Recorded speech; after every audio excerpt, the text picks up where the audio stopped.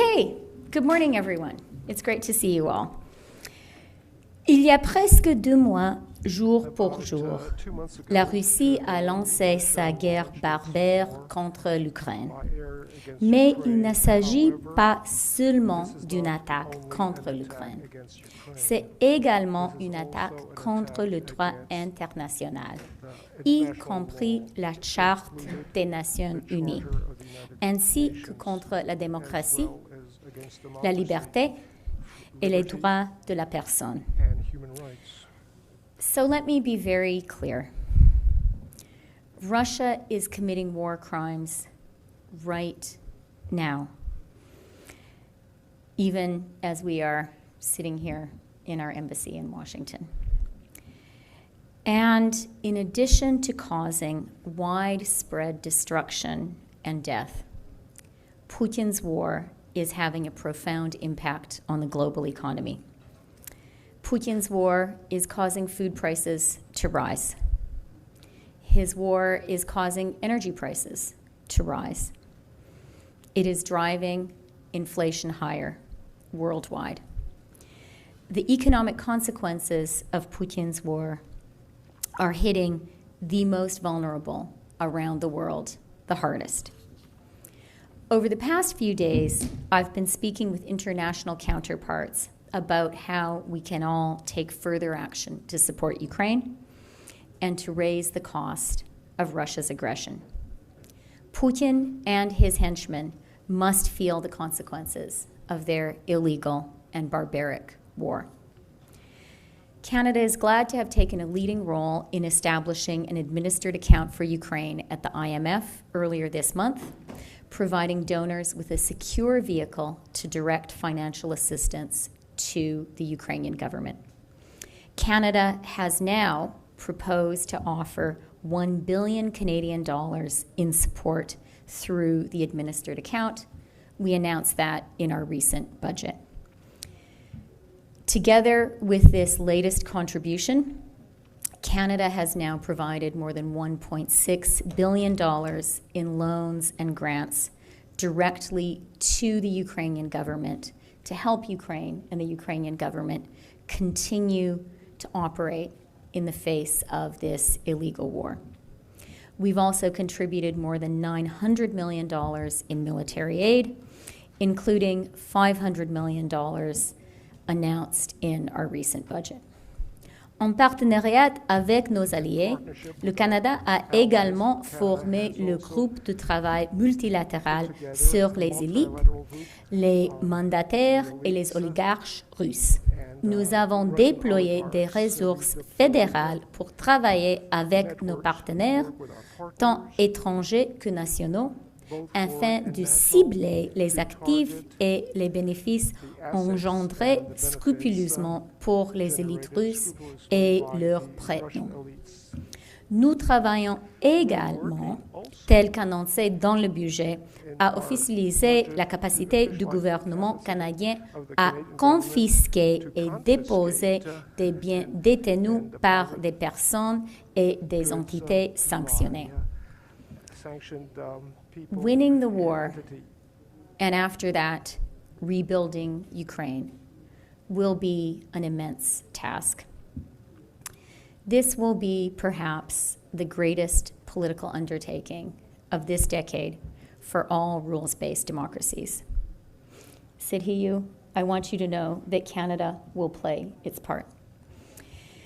In addition to the grave challenge posed by Russia's war on Ukraine, I had the chance this week to talk with my colleagues about the importance of continuing to help the world's most vulnerable countries recover from the COVID pandemic and build resilience. Canada announced this week that we will provide $2.4 billion in new loan commitments and a $40 million grant to the IMF's Resilience and Sustainability Trust. This is in addition to Canada's previous contribution of $984 million to the IMF's Poverty Reduction and Growth Trust. These contributions, together with our support for Ukraine through the IMF account, mean that Canada has now exceeded our commitment to channel 20% of our SDRs. So, this week specifically, I've attended the G20 finance ministers and central bank governors meeting, the G7 finance ministers and central banks governors meetings, the International Monetary and Financial Committee meetings, the Financial Action Task Force ministerial meeting, and the World Bank Ministerial Roundtable on Support to Ukraine, which I attended together with my colleague, Minister Sajjan. I also had a number of bilateral meetings with the U.S. Secretary of the Treasury, Janet Yellen, with Germany's Minister of Finance, Christian Lindner, with the Deputy Prime Minister and Minister of Finance of the Netherlands, Sigrid Kaag, with Sweden's Minister of Finance, Mikael Damberg, with the First Deputy Prime Minister and Minister for the Economy of Spain, Nadia Calviño, with the Executive Vice President of the European Commission, Valdis Dombrovskis, with the Secretary General of the OECD, Matthias Korman, with the President of the World Bank, David Malpass, with the Prime Minister of Ukraine, Denis Shmyhal, and, of course, with Ukraine's Finance Minister, Sergii Marchenko, who is here with us today at our embassy. Sergii will speak next, but before he does, and with his permission, I wanted to share something personal about him. Sergii comes from the town of Makariv, which is a small town to the west of Kyiv. Makariv was part of the regions around Kyiv that were occupied by Russia during the effort to conquer Kyiv. The apartment where Sergii was born has been destroyed. His family home, the home of his late grandfather, was destroyed. His family was there during the occupation, and they know personally what it's like.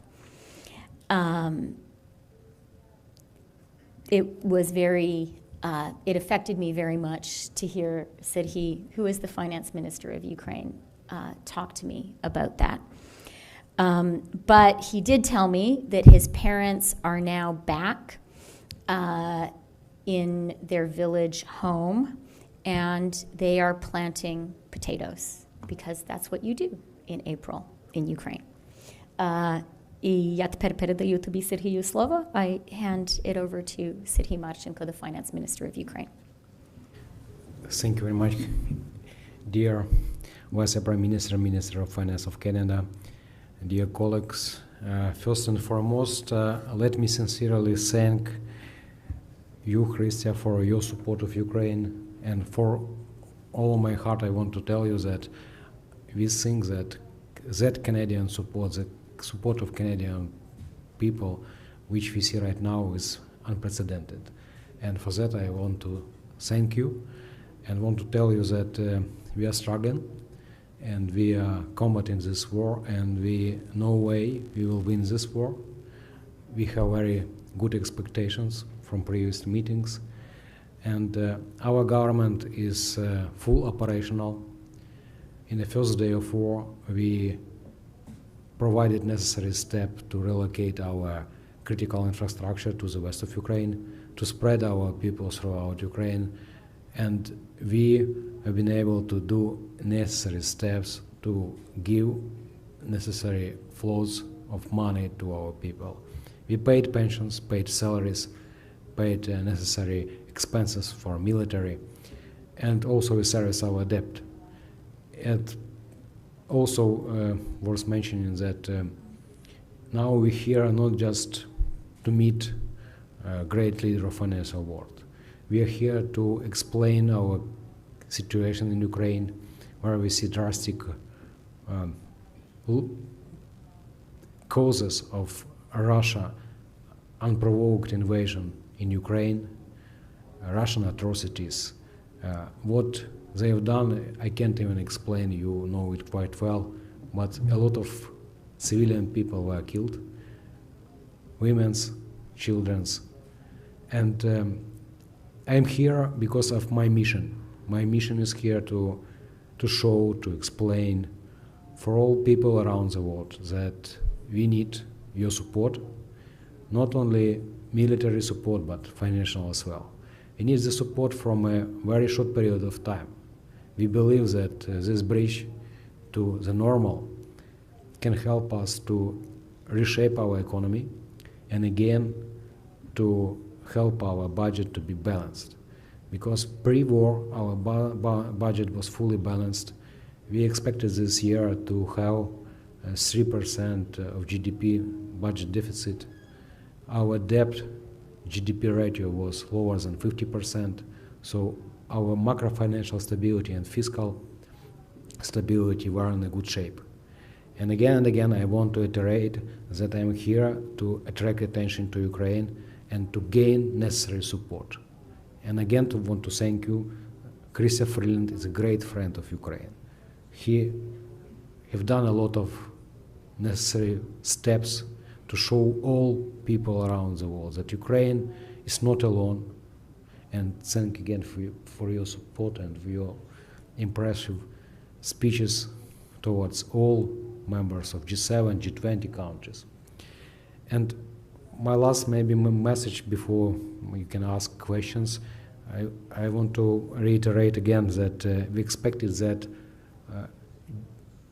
countries which now presented in spring meetings, when they return back to home, make some collective actions toward Ukraine.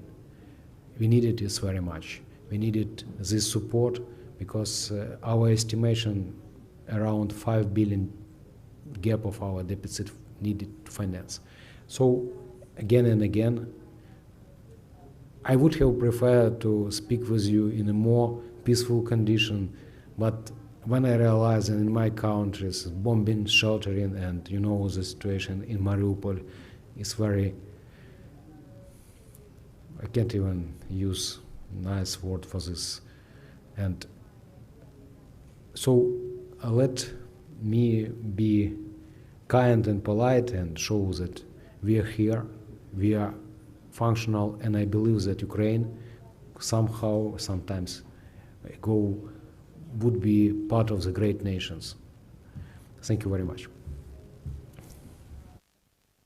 Okay, thank you, Sergii. And we'll now turn the floor over to our Minister of International Development, who knows Ukraine very well, Sajjan. Harj.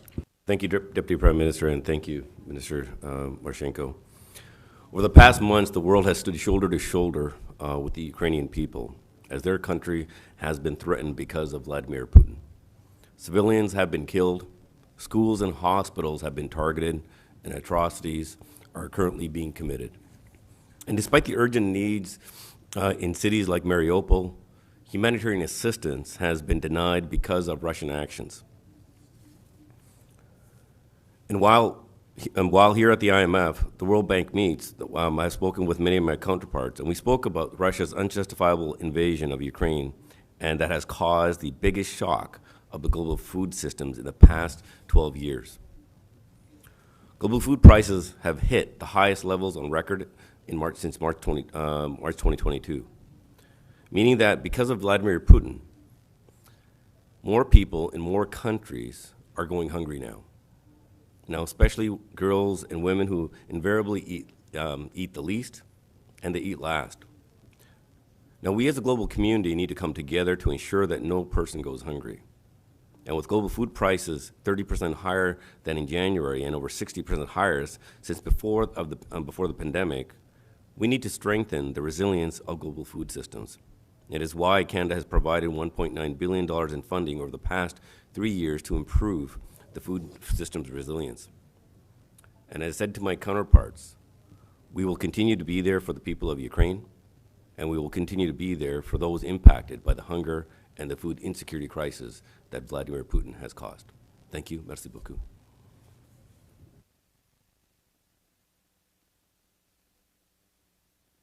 I just ask that I'll just project. There's a microphone at the back of the room. One question, one follow-up, and if you could please state your name and English, French interpretation, English, Ukrainian interpretation. Yes?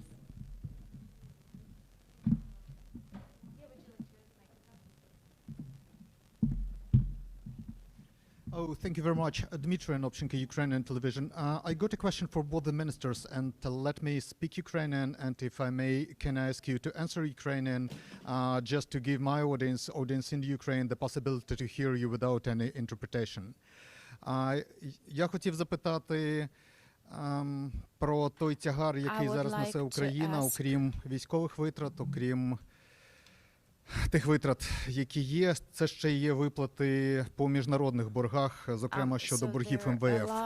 І багато хто каже з економістів, і американських, зокрема, що, можливо, Україні варто вже, і партнерам України ставити питання про певний холд на виплату цих боргів, чи про певну реструктуризацію. Чи йдеться зараз про це мова, і чи може, наприклад, Канада допомогти в тому, щоб хоча б порушувати це питання? Дякую.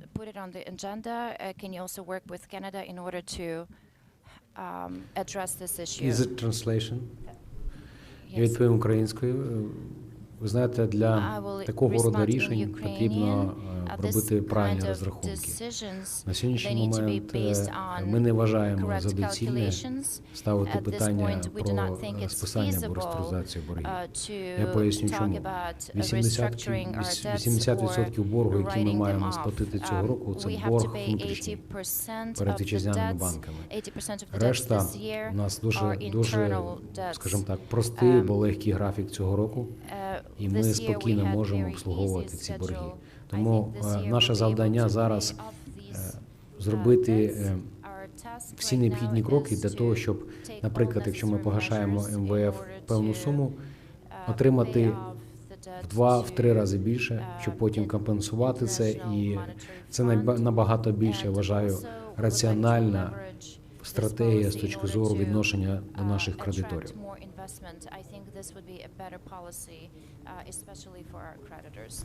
І я, може, додам, це, очевидно, питання до України, до українського міністра фінансів. Але дозвольте мені додати, на цьому тижні міжнародне суспільство, міжнародні фінансові лідери почули дуже чітко від міністра Марченка, від прем'єр-міністра Шмигаля, що Україна потребує. Вони нам пояснили те, що не завжди видно здалека, що хоч іде війна, українська держава, український уряд функціонує. І вони нам пояснили, що те, що Україні дуже потрібно зараз, це фінансовий міст. Це фінансова підтримка на цей перехідний період, поки одночасно Україна воює і український уряд працює. Ми почули вас, Канада вже розмовляла. And also I would like to tell to the Ukrainian people, we, Canada, and I also would say the whole democratic world, we understand our responsibility regarding Ukraine and the Ukrainian people. We understand that this war is on Ukrainian soil, and the Ukrainian men and women fight, defend Ukraine and die. But we understand that you defend the whole world, you defend us, you defend the democracy, the principles of international law. And I would like the Ukrainian people to hear from us that we understand that it's not only the Ukraine's responsibility to finance this war, and it's not only Ukraine's responsibility to rebuild Ukraine. Good morning. Thank you for coming and inviting us this morning. Appreciate it. Mr. Freeland, we saw today that, or this week, that you and others left the G20 finance plenary when Russia tried to intervene. Do you think the G20 should kick Russia out? And if so, what would the process be to do that? Yes, I do. And that is a view that was clearly expressed by all of our leading allies. In the meeting and in bilateral conversations, Canada was very clear, and many of our partners were very clear that Russia does not have a place at the table of countries who have come together to maintain global economic prosperity and to maintain a global economy governed by rules. You can't be a poacher and a gamekeeper at the same time. You can't be violating probably the most fundamental principle, which is in the UN Charter, which is the foundation of our ability as countries to work together. And that principle is you don't invade and try to take over another country. Having violated that principle and continuing to violate it with an ongoing war, it's impossible to talk about international collaboration, international cooperative efforts with Russia. And what is the process for that, though?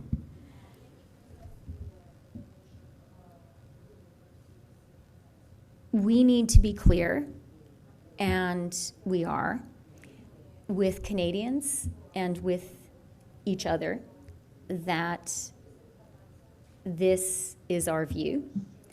I think the meetings this week were very important because it was an opportunity for a wide group of countries to talk about it in groups and bilaterally,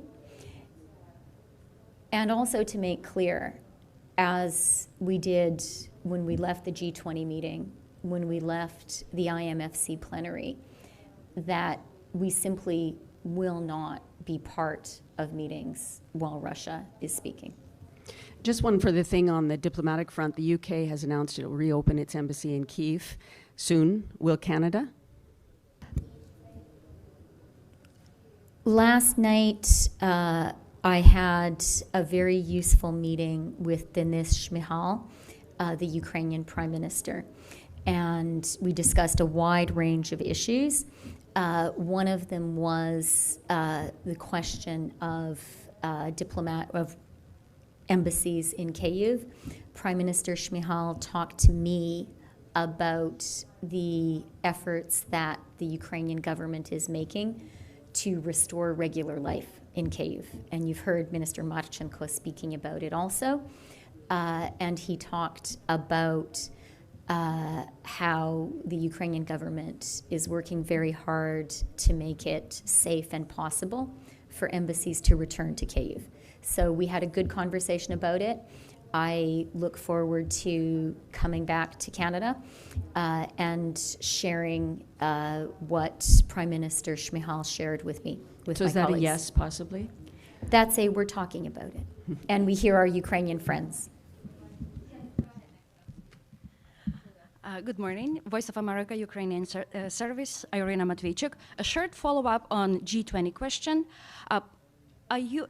Some countries could veto exclusion Russia from G20. Are you working with countries like China and other countries on this issue? And also, could you please provide more specifics on heavy artillery shipment to Ukraine that Canadian Prime Minister announced yesterday? What amount of money was allocated for this, and any specifics would be very helpful. And also a question to Pan Marchenko in Ukrainian. Прем'єр-міністр Шмигаль назвав суму 300 мільярдів доларів, Also a question to Mr. Minister of Finance. How do you propose that Ukraine attracts these millions of dollars, billions of dollars to support Ukraine? What kind of strategy do you have to rebuild Ukraine and specifically from the financial standpoint, collect the funds? So when it comes to the G20, the meetings this week at the G20, but also at the IMF, were very helpful when it comes to giving countries a chance to make clear their position on Russia's illegal war. There were a range of positions expressed, obviously, but one thing came through very clearly, and that is that the entire world is bearing the consequences of Russia's illegal war. These were the IMF World Bank meetings, and so the focus was very much on the economy. The global economy is hurting because of Russia's illegal war in Ukraine, and that is not acceptable. It was important for all of us to be able to talk about that. In terms of military aid from Canada to Ukraine, we have now contributed more than $900 million of military aid to Ukraine. That includes a specific allocation, which I announced when I tabled the Canadian budget, I guess it was 2 weeks ago now, of $500 million specifically earmarked to provide military aid, weapons to Ukraine. That's what the Prime Minister and our Minister of Defense have been talking about. And this does give me an opportunity, particularly for Ukrainian journalists, to highlight the very important personal role that my colleague, Minister Sajjan, played as Minister of Defense in supporting developing Operation Unifier.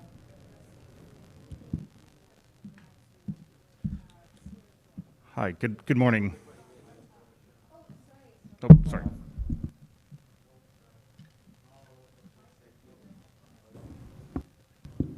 Can you hear me?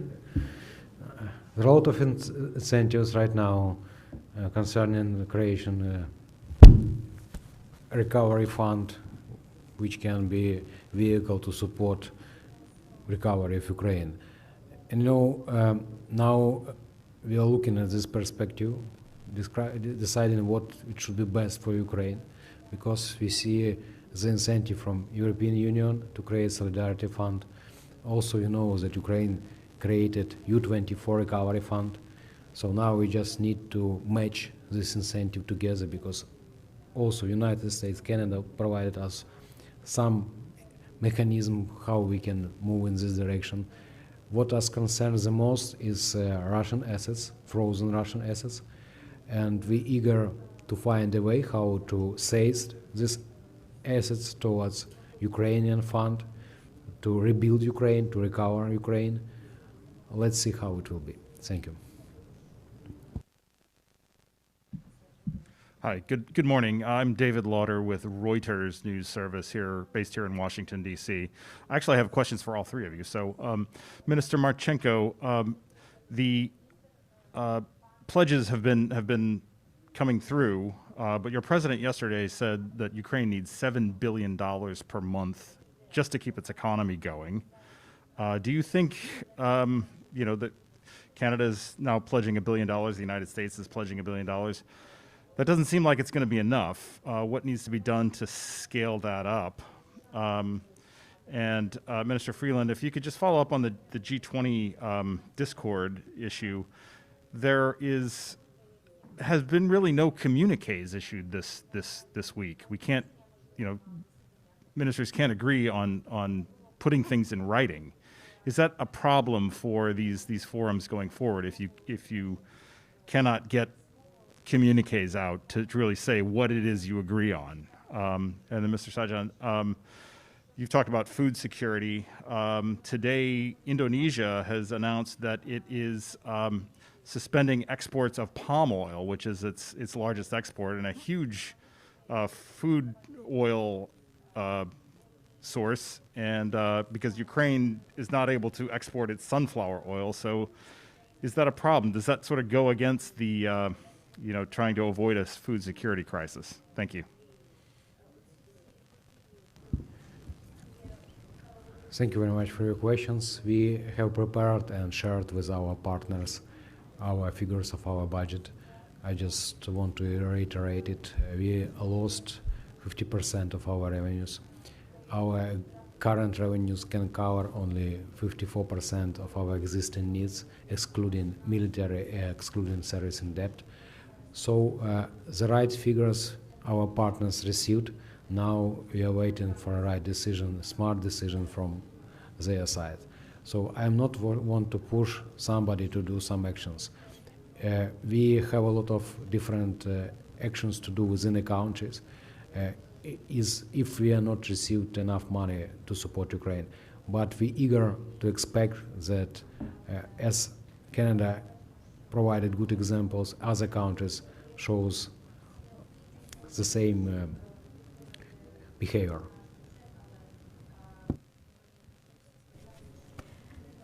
On the G20, yes, it is the case that the G20 can't function effectively with Russia at the table and with Russia in the room.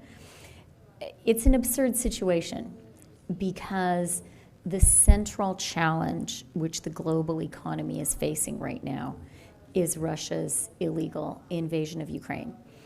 And we can't really talk about it with Russia in the group unless and until Russia takes the right decision, which is to end its invasion, to withdraw from Ukraine. Having said that, the meetings in Washington this week have been extremely productive.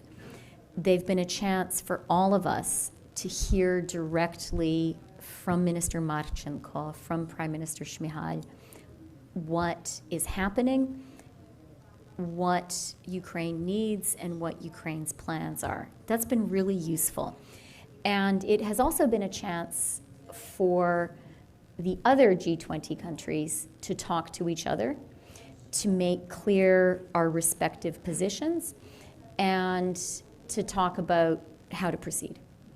And I want to say one thing about food, if I may, and Minister Marchenko might also want to comment just from the Ukrainian perspective. One of the things that we learned from Minister Marchenko is that really a big part of the food challenge is not that the food doesn't exist in Ukraine. Ukraine had a successful harvest in the fall.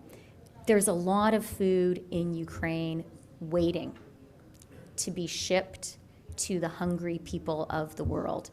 And so the challenge really is about finding a way to open up Ukraine's ports. And that's a challenge that is really at the heart of the world's food security challenge.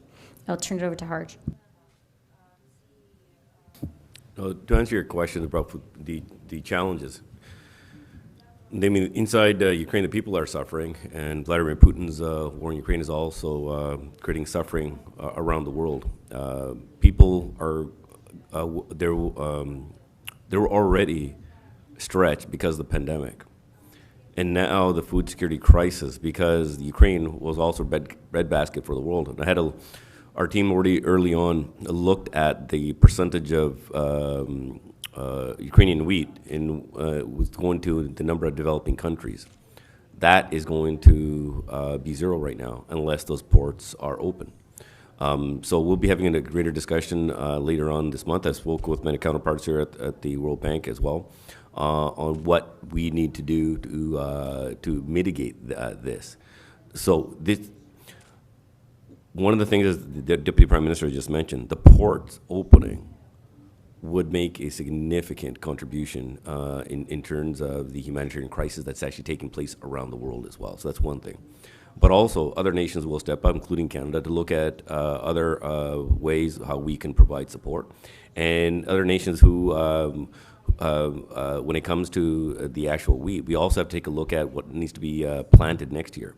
So the fertilizer is also going to be a significant a challenge as well. So all these things are being taken into account. The rest of the world is coming together, and we call on Vladimir Putin to allow those ports to be open so that the world does not go hungry. Should other countries, though,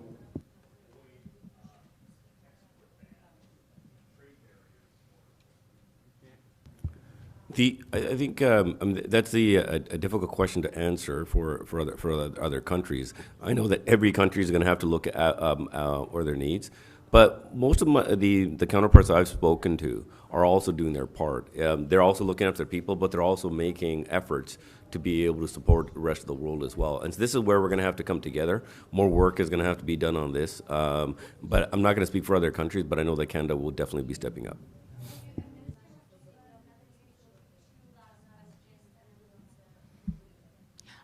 Good morning. I'm from Ukrainian outlet, so let me ask you to answer in Ukrainian for our audience. Пане Сергію, ви згадували про те, що Україна потребує підтримки принаймні на 3 місяці. Mr. Minister, you said that Ukraine needs urgent help for the next 3 months. We heard that the budget deficit is 5 billion. We heard that the United States and Canada will do their contributions. But can you tell that for the next 3 months, there is some kind of guarantee that this account will be filled with funds? Also, Pani Chrystia, can you say can you guarantee that Ukraine will not be left alone? The war is continuing, and other countries will have their own issues. Дякую за запитання. Thank you very much for your що все буде добре. question. Гарантовані. Ми можемо спокійно We have майбутнє. Your question, do we have guarantees and pledges for funds? Can we be quiet, so to speak? I am hoping so. We're hoping that the support of international partners will continue to be strong. We do our homework. We're working hard to make sure that we'll be able to pay the pensions, support our army, pay salaries, and I'm sure that we will do that. I would like to be firm, give a firm answer. Canada will not leave Ukraine alone. We really understand that this war, it's our war. And we understand very well, and we want to express our thanks. It's only Ukrainians, only Ukrainian men and women who fight, who pay with their lives. You die, but we understand that you fight for us, and we have the moral responsibility. But apart from the moral responsibility, we have the practical responsibility. It's very important for us to see Ukraine win, to see Ukraine's victory, and for that we understand that you need weapons, you need funds, and you need sanctions, and we're working on it. Oui, bonjour Madame Freeland, bonjour Monsieur Marchenko, bonjour Monsieur Sajjan. C'est Azeb Olegurgis, Radio-Canada. Vous venez de le dire, cette guerre, Madame Freeland, se passe en Ukraine. Il y a beaucoup de soutien militaire venant des États-Unis, du Canada. Où en sont les discussions diplomatiques avec la Russie? Jusqu'où peut aller cette guerre? Hier, Joe Biden a dit que cette guerre allait être très longue. Joe Biden said that the war was going to be very long. How about the diplomacy? What are the diplomatic relations? What are the diplomatic discussions between? Marchenko, the next question is for you. Where are the negotiations, the diplomatic negotiations between Ukraine and Russia right now? Joe Biden yesterday said this war will be very long. As Mrs. Freeland said earlier, she said, the war is in Ukraine. Ukrainians are actually dying. You're fighting a war for everyone. So where do you see this going in terms of diplomatic resolution? And Mr. Sajjan as well, please.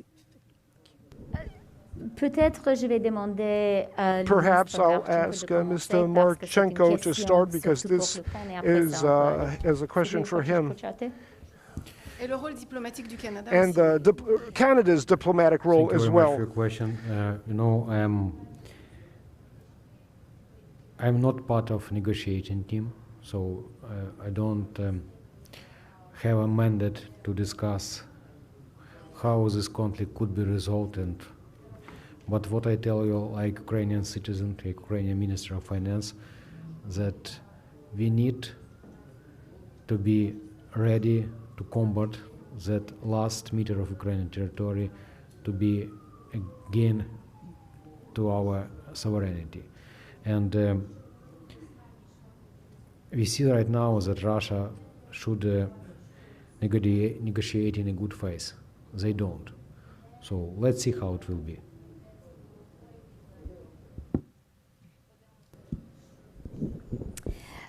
Évidemment, le Canada fortement une fin de supports la guerre, robustly the end of the war today, parce qu'on because we have to underscore that every day since the beginning of the war, c'est une tragédie. We're experiencing a human tragedy. C'est pour It is les Ukrainiens for Ukrainians d'être les leaders de la to be leaders of diplomacy with Russia, and that's very important to underscore this. C'est dans l'Ukraine. It is in Ukraine that there's a war. La souveraineté de l'Ukraine. You're talking about the sovereignty of Ukraine that was violated. C'est très important and it's extremely important to always underscore that Ukraine is the main actor. However, on a une étroite collaboration we have avec l'Ukraine. Great collaboration with Ukraine, very tight, and we'll always be there to help, to support the Ukrainians in their discussions, their negotiations with Russia. The sanctions that we imposed against Russia, President Putin, and his entourage are also a way to help and contribute to the end of the war. It's a way of really demonstrating to Russia that the only conclusion for Russia is to end the war. Thank you, Chrystia. I had the privilege for over 6 years to travel to Ukraine as part of the, as we built up the training mission. And one thing, as we talk about weapon systems, I just want to note the bravery of the Ukrainian armed forces. I saw that on my first visit. It was, and the first briefing that I received was that the troops here, they don't need a lot of training. What they need is, we train some of them, and then they train their own.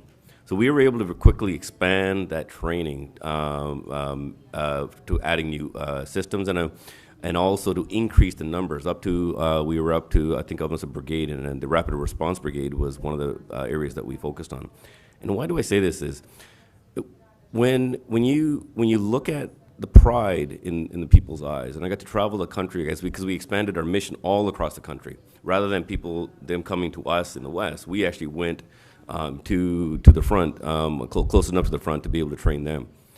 Ultimately, it was their decision to make. And I used to get asked questions, well, what do you think, where things should go? I said, no, this is not a decision for us. This is a decision for the Ukrainian people. And I just want to say how proud I am for the bravery that the Ukrainian armed forces have shown. But one thing I do call on Russia to open up the humanitarian corridors. People are suffering. There are international laws that we all abide by, and Russia should be abiding by them, and the world will hold them to account for all the atrocities that are being committed. Thank you.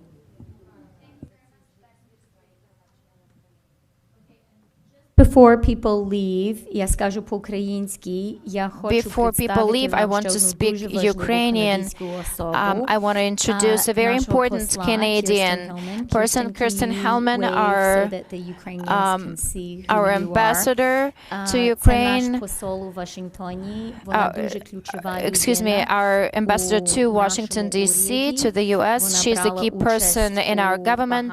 She took part in our meetings with Ukraine and our meetings with international partners, with me, with the Minister of Defense. It was hard for her because there are two ministers, but I also want the Ukrainians to see her and to acknowledge her work.